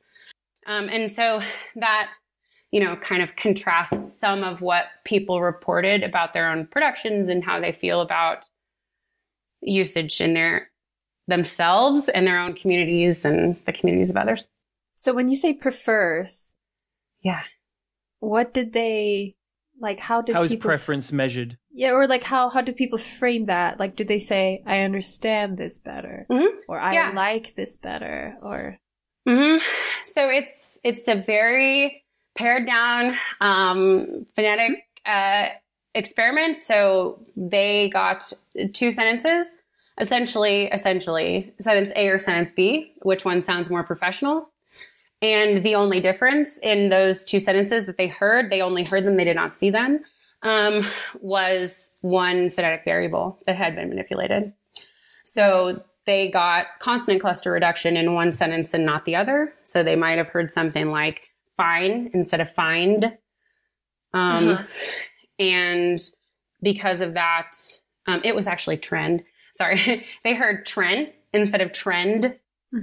And almost everyone preferred the sentence with trend.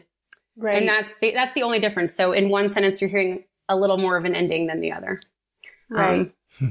And they were specifically asked, which one do you think is more professional? Yes. And that is a model from other literatures. So I was, just not replicating, but echoing other work. That makes sense. Wow, Kelly, you just do so much in linguistics and for the linguistic community. And I get the sense that there's some joy, there's some pain. What keeps you going? Well, a part of this is two things. Part of getting through the work itself, the dissertation, the 300 pages, which please read them. I know, hilarious. Is we'll have a link. Is pulling those stories forward. So these 17 people who sat down with me in the early days of the pandemic and talked to me about their lives and everything that they have carried, which so much of that mirrors my own experience, even in this light-skinned body, was just, I feel a profound responsibility to report that work, to create space for their words and their experiences, to just live in the literature. And so just having the opportunity to tell those stories is incredibly profound for me. And then being able to show hey, did you know there's variation in Black language? It's such a thing that it upsets me that we have to continue saying it. It's something that I felt like I could get away with not saying for a while, I felt like it was understood. But then when you go looking back in the literature, this isn't understood, because people are saying like, oh my gosh, did you realize that like Black people also have regional variation and they don't do it in the same way as others? And you're like, huh. Like I just, and so actually like taking the space to make that point of being like, let me show you very definitively, like these people that are all from this place that share all of these identity categories, really orienting to these types of usage in different ways. And like, here's why. And that like points me into another thing that really sustains me, is that I am the biggest nerd for this stuff.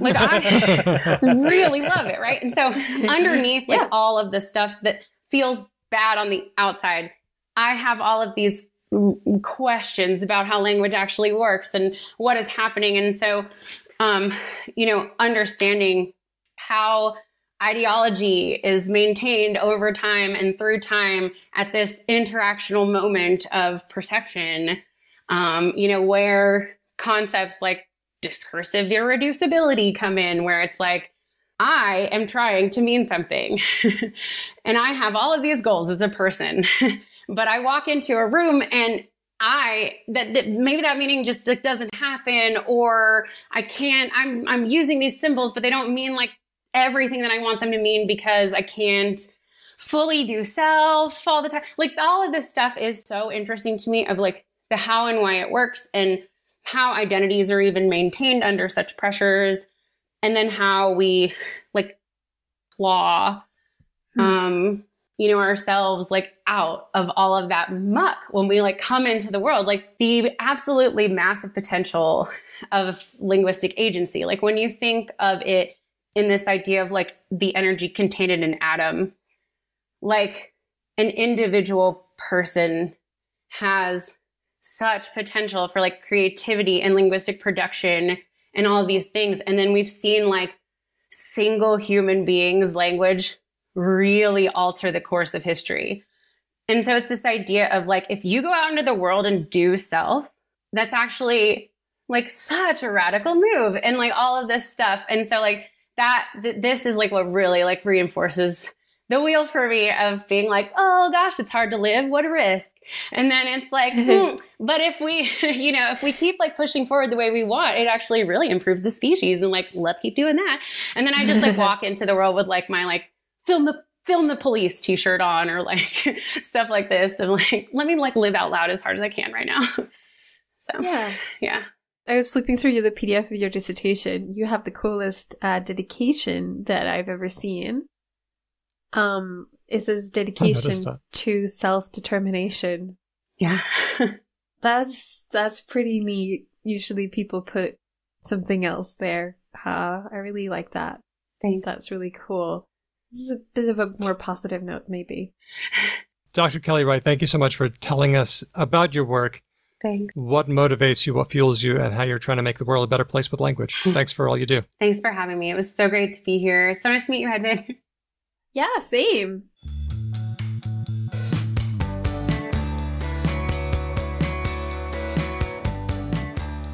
But you're going to stick around because next up is Word of the Week. Mm-hmm. And now we have a word from Kelly, if you'd be so kind. Have you got a word for us? I do. As I said, I've been working on this a special edition of Among the New Words for Gender and Sexuality. And so a lot of new to me terms have come my way in the last several days and weeks. And one of them was gender anarchy.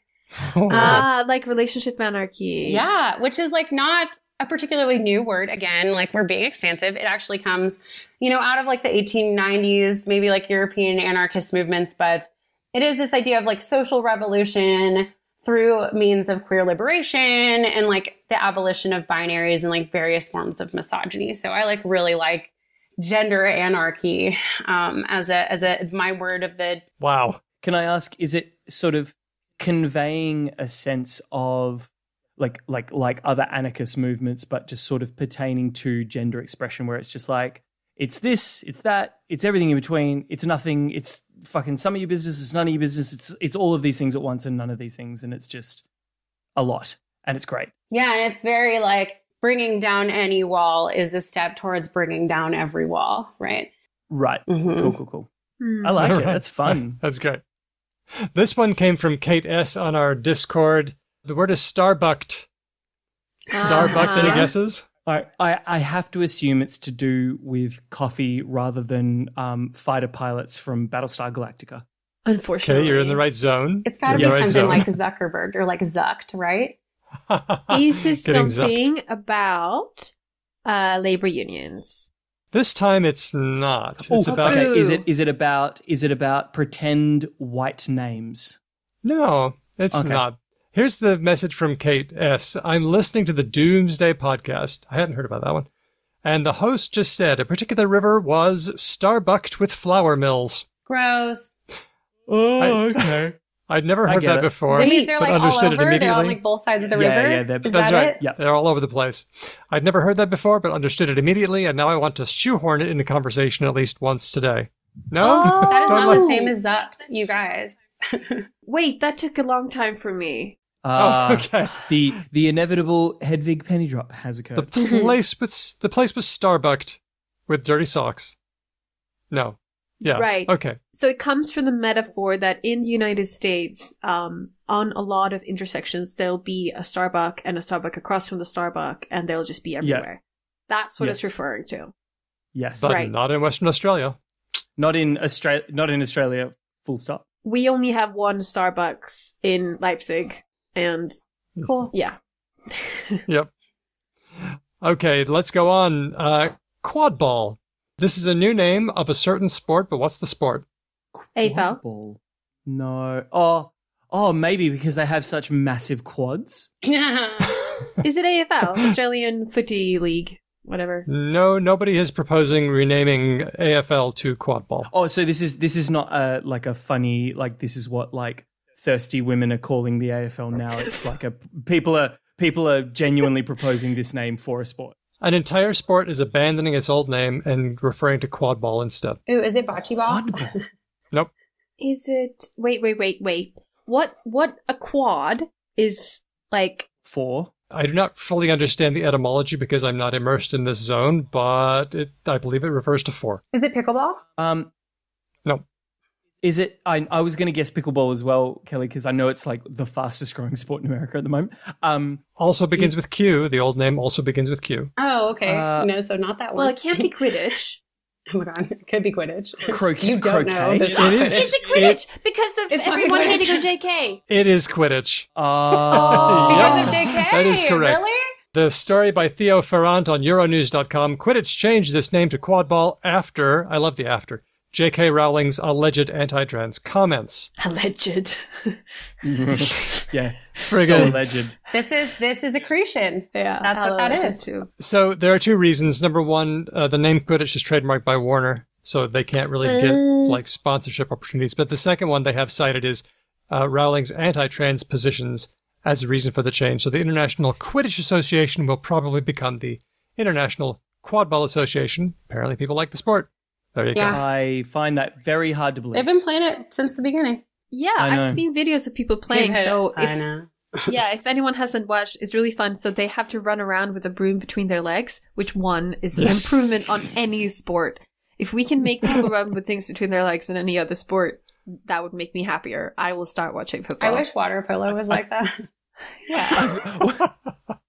I'm just wondering, like, is Hedvig, are you aware that horse-based sports exist? Because if not, your world is about to just get thoroughly rocked. But There's a whole... horse-based sports are only available to rich people.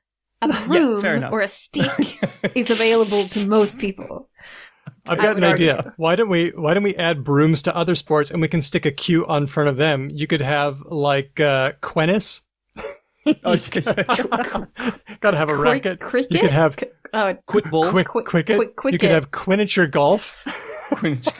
I know Daniel's would love really it. trying to keep us on cue here, but I have Yeah, no. I have a number of sports that I think could do with various kinds of improvements. Do you want to Please. hear? Okay, so for football, like European soccer football, I think one or all of these things: bigger goals, fewer Okay. people, more balls. Fewer people. Oh, more balls. Oh, More balls. yes. Okay. What fewer like surely the person to pitch ratio for soccer is already super low. I love it. I love the more balls idea. That's hilarious. More goals all around the field. Happening. Side goals. Oh, I see. Side goals. Okay. Here we go. More Kelly's goals. We're on the same page. Yes. Whenever I mention this to my very British husband, he just tells me I'm too American. But I feel like, Headers, you've gone the wrong way with the number of players. Surely more, like AFL style, right? Make every interaction this like weird mishmash struggle cuddle type Smaller, situation. more intense. No, I've got it. You have two games playing on the same pitch at the same time. Oh, that's fun. Like they do for little kids. that's Anybody gets a ball into any goal, it scores for that team. yeah. Like, When I go I back mean, to it doesn't have to be like, so whenever I mention this to my very British husband, he's like, oh, you just want there to be like 10 goals a minute. And I'm like, no, it doesn't have to be 10 goals a minute. It just doesn't have to be like one goal in 90 minutes. Like, Yeah. There's middle ground here. there's something in between those. And like, there can't be like 0 goals. And then I have to watch this weird thing where you just like line up and shoot balls against. That's not football. Penalties is not football. Here's the Anyway. thing. There are some great soccer games where it's 0-1 and some really horrible soccer games where it's 0-1. Yeah, I believe it. last one, burp tax. This one came up last week. Burp tax, as in tax. belch. Burp tax. Oh, yeah. Livestock. Yes, correct. This is an article from Al Jazeera. New Zealand proposes cow, sheep, burp tax For methane. to curb emissions. So it's, yes, that's right. Livestock are responsible for approximately 15% of global greenhouse gases, and cows are the number one culprits. So, New Zealand, they proposed taxing the greenhouse gases that farm animals emit from their burps and from their wheeze, because lots of nitrous oxide comes from cow urine. Oh. And it's not a popular idea, but it could be a curb on the methane and the nitrous oxide that gets emitted, because it's a lot. And before someone says, like, poor cow farmers in New Zealand, first of all, they're probably already fucked over by the agricultural system in general. But also, you could produce something else than beef. We just need to pay the real cost of meat. Yeah, that's my take on all of these sorts of things, is like a carbon real price for things isn't a bad. It just, if it means meat is like a lot more expensive,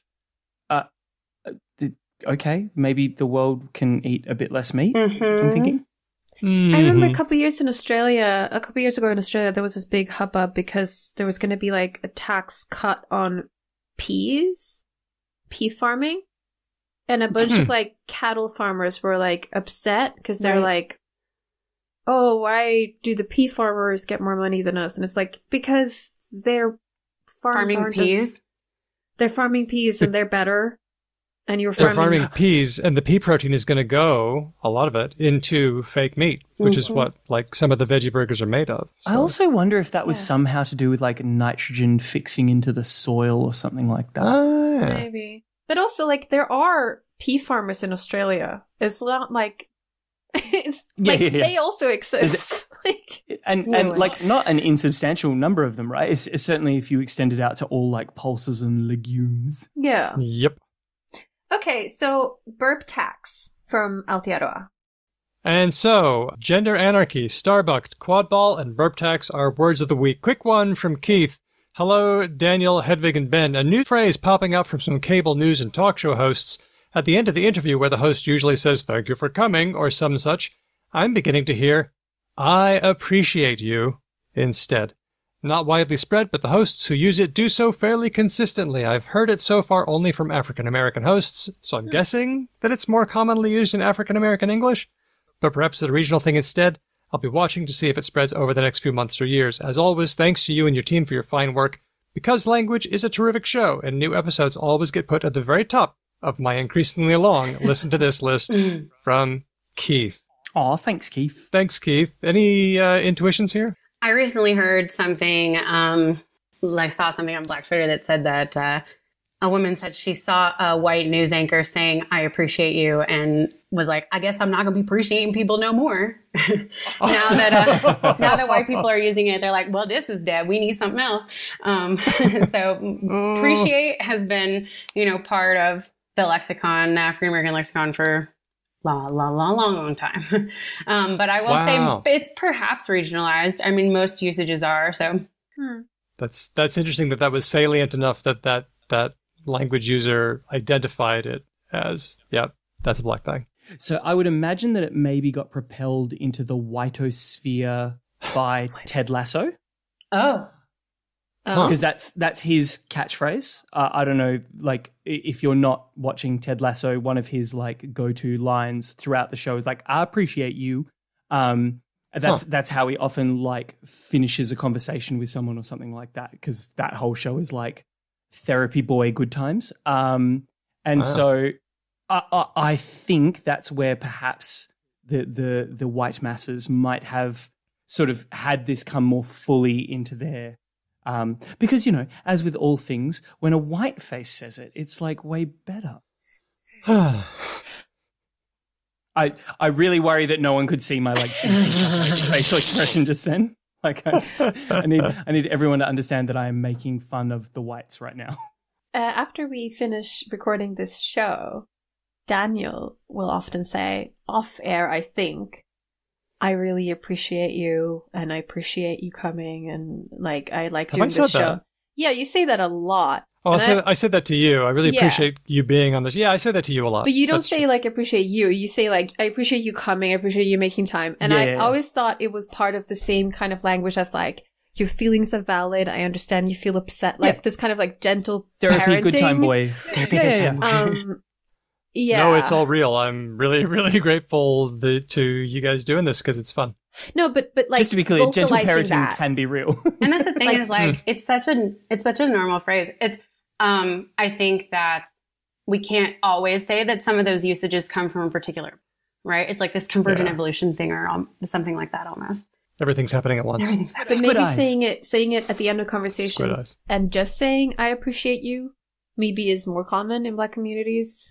Or has been. Or rural communities in general, or working class communities in general, because you get, I don't know, I grew up in the American South, so these things, for me personally, are very overlapped. Right. Mm-hmm. All right. Thank you for that insight. And big thank yous to our guest for this episode, Dr. Kelly Wright. Kelly, thanks for coming on. How can people find out what you're doing? Oh, yeah, absolutely. So I am on Twitter at Ratiolinguistic. With just a C at the end. And then I'm sure you all can link to my website. I am at Virginia Tech. It's just Kelly Wright at vt.edu if you want to get me. Mm-hmm. Cool. Thanks to everybody who gave us ideas for the show. Thanks to Dustin of Sandman Stories. Good podcast. He recommends us to just about everyone in the Twitter sphere. Oh, hi, Dustin. Hi, Dustin. Dustin loves you. He loves us too. We like him a lot. The team at Speech Docs, who transcribes everything that we say, they're kind of our buddies as well. Yeah. Sorry again, everyone. just sorry to all of Speech Docs on behalf of me and my voice. Thanks to our sponsors, the Oxford English Dictionary, and most of all, thanks to our patrons who give us so much support, make it possible to keep the show going. Y'all are great. And if you liked what you just heard, you can do a number of things to support this show. And I know all podcasters say this at the end of their show, and some of them are easy to do, some of them are harder to do, but usually there's at least one easy thing. And one of the easy things you can do is follow us on all the social medias. We are Because Lang Pod everywhere except Spotify. We are still on Twitter. We'll see. Yeah. We'll all see what happens next. We are also on Mastodon. We have been for ages. We don't use it very much, but we are actually also on there. That might be changing soon. Yeah, I'm looking at it. Also, I've seen people being like, hey, MySpace was not too bad. So if we don't have a MySpace, maybe we should get a MySpace again. We're not getting a MySpace. You can also leave us a message by going to our website, becauselanguage.com, and leave a message with SpeakPipe. That'd be great. Then we can hear your sweet voices and we can play them in the show. You can also send us an old-fashioned email at hello@becauselanguage.com. You can tell a friend about us, and you can leave a review. I regularly check on the reviews on Podchaser, because it's a non-Apple, non-Google, maybe sponsored by one of them, I don't know, place, and I see some people, but I don't see one since I mentioned a review last. Come on, folks. If you review is there, I'll probably read you out. Yeah. And of course, you can always become a patron. You'll get the cool bonus episodes when they first come out before we release them to the general public. You can hang out with us on Discord, which just low-key is actually probably the greatest benefit of becoming a patron, because it's a really wonderful community of delightful nerds and lots of cat photos. You'll be making it possible for us to transcribe all of our shows, and I will continue to make some poor speech doc person's life not great, and so you could pay for that. And I would like just to shout out to some of our patrons right now, and they are Iston, Termy, Elias, Matt, Whitney, Helen, Udo, Jack, Farrowcat, Lord Mortis, Grammar Yen, Larry, Christopher, Andy B, James S, Nigel, Meredith, Kate, Nazrin, Aisha, Moe, Steele, Manu, Roger, Rianne, Colleen, Ignacio, Sonic Snedgehog, still my favourite, Kevin, Jeff, Andy from Logophilius, Stan, Kathy, Rush, Cheyenne, Felicity S, Amir, Canny Archer, Tim, Alyssa, Chris W, and Felicity G, and Kate B, who, we say this every week, but she really did just obliterate. We're talking orbital bombardment of the one-time donation button at becauselanguage.com. Last week, Daniel said she hit it so hard that it went away, but that was a fucking lie. It's still there, and you can definitely still give us money. It's still there? It's still there. You can give us money that way. And to our newest patrons at the friend level, Janaka and Justine, and then Brian K bumped his pledge, more than doubling it from its former total. Thanks, Brian. You're a real cool guy. And thanks to all of our amazing patrons. Forgot to say James S. also bumped his pledge, so we're getting some bumpers. I thought you were saying I forgot to say James S. And I was like, I fucking didn't. I said it. I said it real good. You did. Our theme music has been written and performed by Drew Kriplianov, a member of Ryan Bino and Didion's Bible. Thanks for listening. We'll catch you next time. Because language. Pew, pew, pew, pew, Yay! Hey everybody, just a quick note. We're running our Word of the Week of the Year competition. Happens every year. We take all the words of the week that we have over the year. We let people vote on them on Twitter and on Facebook. Your likes are votes. Head on over to our accounts. We are Because Lang Pod, and you can vote, and your favorite word might be the winner. We'll have those results for a live patron episode in December.